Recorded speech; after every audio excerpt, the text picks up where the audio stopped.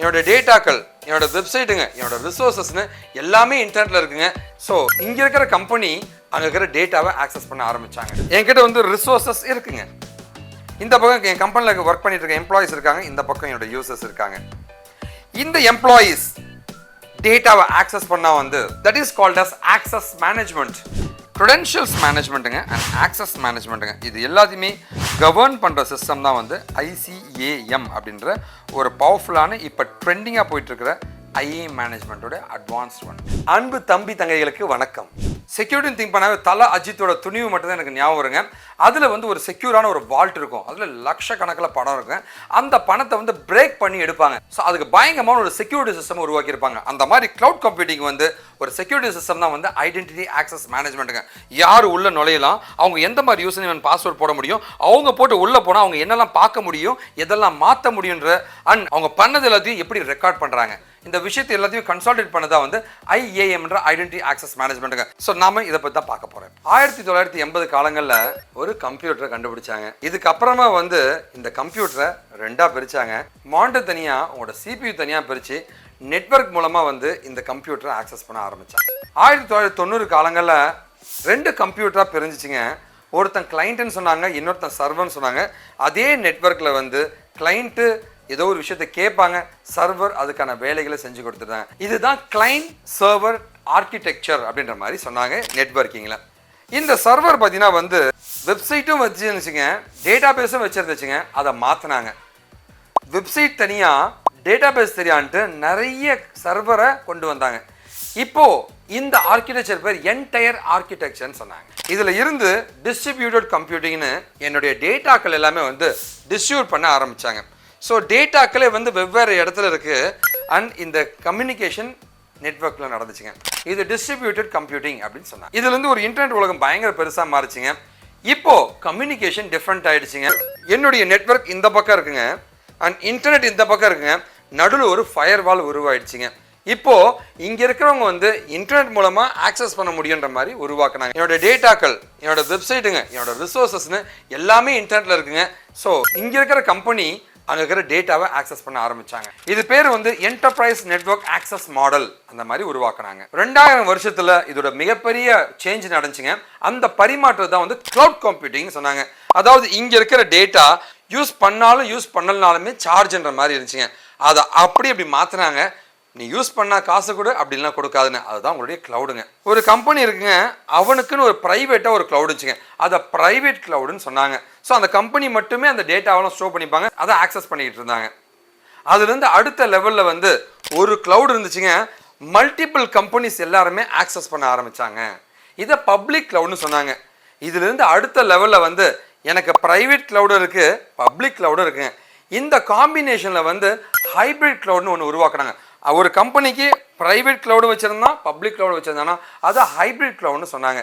இதுதான் கிளவுட் கம்ப்யூட்டிங்கோட மேஜரான மாடல்ஸுங்க.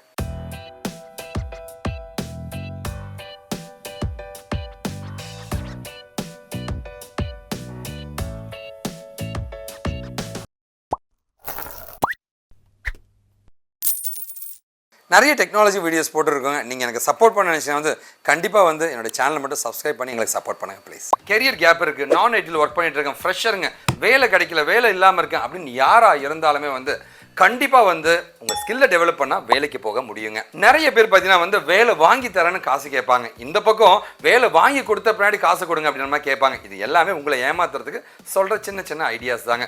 தயவு செஞ்சு நேர்மையாக போக முடியும். உங்கள் ஸ்கில்லை டெவலப் பண்ணாங்க கண்டிப்பாக உங்களுக்கு எந்த கைடன்ஸ்னால் நீங்கள் எனக்கு காண்டாக்ட் பண்ணலாங்க. என்னுடைய காண்டாக்ட் நம்பருங்க, என்னோட இன்ஸ்டா அக்கௌண்ட் கொடுத்துருக்கேன், நீங்கள் காண்டாக்ட் பண்ணலாம். ஸோ ஒரு கம்பெனிக்குள்ளே இருந்தோ, ஒரு கம்பெனியில் இருக்கிற டேட்டாவோ இல்லை வெளியில் இருக்கிற டேட்டாவையும் நம்ம ஆக்சஸ் பண்ணால் அதுக்கு வந்து ஒரு செக்யூரிட்டி ரொம்ப இம்பார்ட்டன்ட்டுங்க.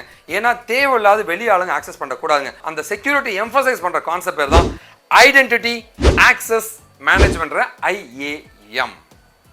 இந்த ஐடென்டிட்டி ஆக்சஸ் மேனேஜ்மெண்ட் பொறுத்த வரைக்கும் 4 முக்கியமான விஷயங்களை பார்ப்பாங்க. என்ன அந்த 4? ஃபர்ஸ்ட் வந்து ஆத்தென்டிகேஷன், ரெண்டாவது ஆத்தரைசேஷன், மூணாவது அட்மினிஸ்ட்ரேஷன் அண்ட் நாலாவது ஆடிட்டிங். ஸோ இந்த 4 விஷயங்கள் சேர்ந்த ஒரு காம்பினேஷன் தான் வந்து ஐடென்டிட்டி ஆக்சஸ் மேனேஜ்மெண்ட் சொல்லுவாங்க. இப்போ நான் பார்க்குறது ஆத்தென்டிகேஷன். ஆத்தென்டிகேஷன் என்ன? நான் வந்து ஒரு யூசர் நேம் பாஸ்வேர்டு தரேங்க, அது கரெக்டாக இருந்துச்சு அப்படின்னா வந்து எனக்கான இன்பாக்ஸ் கிடைக்கும். அப்படி இல்லைன்னா என்ன இருக்கும், எரர் உங்களுக்கு த்ரோ பண்ணுங்க. இதுதான் ஆத்தென்டிகேஷன். ஸோ ஒரு யூசர் நேம் பாஸ்வேர்டை வச்சு ஒரு அப்ளிகேஷனை ஆக்சஸ் பண்ணுறதுங்க. ரெண்டாவது நம்ம பார்க்குற ஆத்தரைசேஷன். ஆத்தரைசேஷனா என்ன? அட்மினாக இருக்காருங்க, அவருக்கு இதெல்லாம் ஆக்சஸ் கொடுக்கலாங்க. எடிட்டராக இருக்காங்க, அவருக்கு இதெல்லாம் ஆக்சஸ் கொடுக்கக்கூடாதுங்க. ஸோ இந்த மாதிரி வந்து யாருக்கு என்ன தரணுன்றதை முடிவு பண்ணுறது தான் ஆத்தரைசேஷன் சொல்லுவாங்க. நீங்கள் என்கிட்ட ஒரு வார்த்தை கேட்கலாம், ஆத்தென்டிகேஷன் ஆத்தரைசேஷன் எது ஃபர்ஸ்ட் வரும்னா ஆத்தென்டிகேஷன் தான் ஃபர்ஸ்ட் வருங்க, அடுத்தது தான் ஆத்தரைசேஷன் வருவாங்க. ஐஏஎம் இன் கிளவுட் கம்ப்யூட்டிங் என்ன பண்ணுனா வந்து இந்த ஆத்தரைசேஷனை பர்ஃபெக்டாக பண்ணக்கூடிய அந்த கான்செப்டை உருவாக்குறவங்க தான் அந்த ஐஏஎம். அதாவது ஒரு நார்மல் யூசர் இருப்பான், ஒரு ப்ரிவிலேஜ் யூசர் இருப்பான், இவனுக்கு இது மட்டும் தான் ஆக்சஸ் பண்ணும், ப்ரிவிலேஜ் யூசர் எல்லாமே பண்ண முடியுங்க. அந்த மாதிரி பிரித்து காமிக்கிறது தான் இந்த ஆத்தரைசேஷனுங்க. அதாவது யாரு எதை ஆக்சஸ் பண்ணலாம், அவங்களுக்கு என்ன மாதிரி ஆக்சஸ் ரைட்ஸ் இருக்கு, இந்த மூணு விஷயங்களோட காம்பினேஷன் தான் ஐஏஎம்ன்ற ஐடென்டிட்டி ஆக்சஸ் மேனேஜ்மெண்ட். என்கிட்ட வந்து ரிசோர்சஸ் இருக்குங்க. இந்த பக்கம் என் கம்பெனியில் ஒர்க் பண்ணிட்டு இருக்க எம்ப்ளாயிஸ் இருக்காங்க, இந்த பக்கம் என்னோட யூசர்ஸ் இருக்காங்க.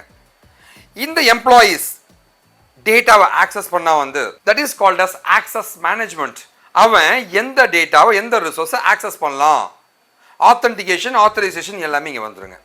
அதுவே ஒரு எக்ஸ்டர்னல் யூஸராக இருந்தானா அவன் அக்கௌண்ட்டை கிரியேட் பண்ணி எப்படி அந்த டேட்டாவெல்லாம் ஆக்சஸ் பண்ணலான்றது தான் ஐடென்டிட்டி மேனேஜ்மெண்ட்டுங்க.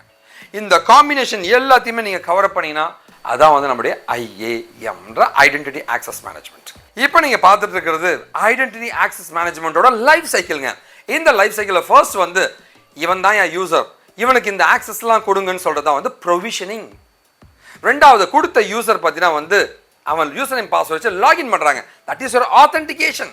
அடுத்தது பார்த்தீங்கன்னா மூணாவது அவன் என்னெல்லாம் ஆக்சஸ் பண்ண முடியும், அவனுக்கு என்ன மாதிரி ஆக்சஸ் ரோல்ஸ் கொடுக்க போறீங்க, அந்த ரைட்ஸ், அதுதான் ஆத்தரைசேஷன். அவன் பாஸ்வேர்டை மாற்றிக்கலாங்க, அவனோட டேட்டாவை விஷுவலைஸ் பண்ணலாங்க, இது எல்லாமே அவனுடைய செல்ஃப் சர்வீஸ்ன்னு சொல்லுவாங்க. அஞ்சாவது பாஸ்வேர்ட் மேனேஜ்மெண்ட்.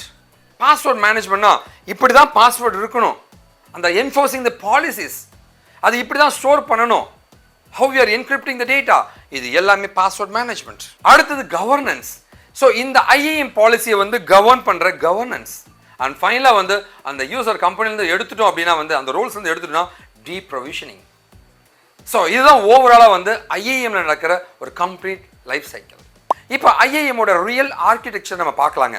ஒரு டேட்டா இருக்குங்க, இது என்னுடைய டேட்டாங்க.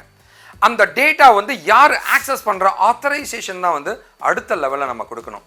அடுத்து பார்த்தீங்கன்னா வந்து இந்த யூசர் வந்து எப்படியெல்லாம் ஆக்சஸ் பண்ண போகிறான்னு தான் அந்த யூசர் மேனேஜ்மெண்ட்டுங்க. அடுத்த லெவலில் வந்து எந்த யூசர் என்ன ஆக்சஸ் பண்ணுறதை ரெக்கார்ட் பண்ணுற செஷன் மேனேஜ்மெண்ட்டுங்க. அதுக்கப்புறமா வந்து நம்மளோட யூசர் நேம் பாஸ்வேர்டு வர ஆத்தென்டிகேஷன். ஸோ இதுதான் வந்து ஒரு கம்ப்ளீட்டான ஐஏஎம்கான மெக்கானிசம் ஸ்டாக்குங்க. ஸோ இப்போ நம்ம பார்க்குறது வந்து ஐஏஎம்மோட காம்பனன்ட்ஸ் பற்றி பார்க்கலாங்க. 5 வகையான காம்பனன்ட்ஸ் பற்றி தான் பேச போகிறோம். ஃபர்ஸ்ட் பார்த்தீங்கன்னா வந்து ஐடென்டிட்டி மேனேஜ்மெண்ட். ஸோ இந்த யூசர் ஆக்சஸ் பண்ண முடியுமா இல்லையா அப்படின்ற ஆத்தென்டிகேஷன் தருதுங்க. ரெண்டாவது பார்த்தீங்கன்னா வந்து அக்கௌண்ட் மேனேஜ்மெண்ட். ஸோ இந்த யூசருக்கான ஆத்தரைசேஷன், இவன் என்ன மாதிரி விஷயத்தை ஆக்சஸ் பண்ணலான்றதை சொல்கிறதுங்க. மூணாவது பார்த்தீங்கன்னா வந்து என்டைட்டில்மெண்ட் மேனேஜ்மெண்ட்டுங்க. என்னென்ன ரிசோர்ஸ்லாம் இருக்குது, இந்த ரிசோர்ஸ்க்கு என்ன மாதிரி குரூப்ஸ்லாம் நம்ம கொடுக்க போகிறோம் ஆக்சஸுங்க, எந்த யூஸர்லாம் ஆக்சஸ் பண்ண போகிறோம், எந்த மாதிரி ஆக்சஸ் பண்ண போகிறோம், எல்லாத்தையுமே டீட்டெயிலாக கொடுக்குறோங்க. அண்ட் நாலாவது பார்த்தீங்கன்னா வந்து உங்களுடைய ரோல் மேனேஜ்மெண்ட்டுங்க, ஆக்சஸ் மேனேஜ்மெண்ட்டுங்க. என்ன மாதிரி ரோல்ஸ்லாம் இருக்குங்க, அவைலபிள் ரோல்ஸ், ஒவ்வொரு ரோலுமே என்னெல்லாம் பண்ணுன்றது சொல்லிட்டு. அண்ட் ஃபைனலாக வந்து உங்களுடைய ரிப்போர்ட்டிங் மேனேஜ்மெண்ட். ஸோ யார் எப்போ எதுக்காக ஆக்சஸ் பண்ணாங்க அந்த டீட்டெயிலாக கொடுக்குறது தான் வந்து ஒரு ரிப்போர்ட்டிங் மேனேஜ்மெண்ட் சொல்லுவாங்க. இது எல்லாமே சேர்ந்த ஒரு டிசைன் தான் வந்து காம்பனன்ட்ஸ் தான் வந்து நம்மளுடைய ஐடென்டிட்டி ஆக்சஸ் மேனேஜ்மெண்ட்ன்ற ஐஏஎம். ஸோ ஐஏஎம் எதுக்கானா அப்படின்னு கேட்டிங்கன்னா வந்து இட் இஸ் ஸோ சிம்பிளுங்க. Governance, managing it, securing it, and apart from பார்த்தீங்கன்னா வந்து மானிட்டரிங் இட், ரிப்போர்ட்டிங் இட்னு ஒரு விஷயத்தை யார் பண்ணணும், எப்போ பண்ணணும், எப்படி பண்ணணும், யாரெல்லாம் பண்ணியிருக்கான்னு எல்லாத்தையுமே ரெக்கார்ட் பண்ணக்கூடிய ஒரு பவர்ஃபுல்லான சிஸ்டம் தான் ஐஏஎம்ன்றதுங்க. ஸோ டைப்ஸ் ஆஃப் ஐஏஎம் அப்படின்னு பார்த்தீங்கன்னா வந்து எது வழியாக இந்த ஆக்சஸ் நடக்குதுன்னு கேட்டிங்கன்னா வந்து மேபி லைக் ஏபிஐஸாக இருக்கலாம், யூசர் நேம் பாஸ்வேர்ட் மூலமாக இருக்கலாம், அவனுக்கு கொடுக்க ப்ரிவிலேஜாக இருக்கலாம், மொபைல் மூலமாக இருக்கலாம், வெப் மூலமாக இருக்கலாங்க. ஸோ நாளாக நம்ம பிரிக்கிறோங்க. The first one is பார்த்தீங்கன்னா வந்து ஏபிஐ மேனேஜ்மெண்ட்டுங்க.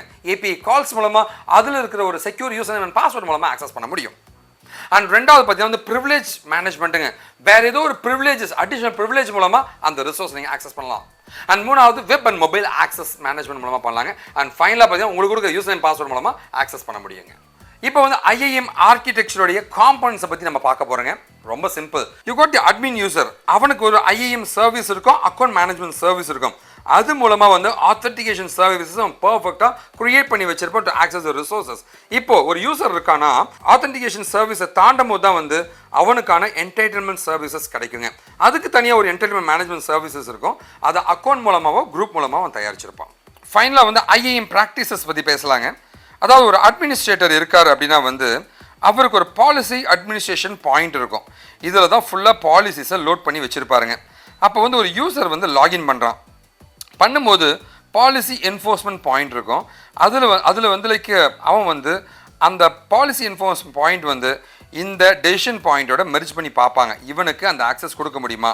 அப்படி கொடுக்க முடியும்னா வந்து அந்த பாலிசியோட வந்து அந்த ஆட்ரிபியூட்டை அவன் ஆக்சஸ் பண்ணுவாங்க.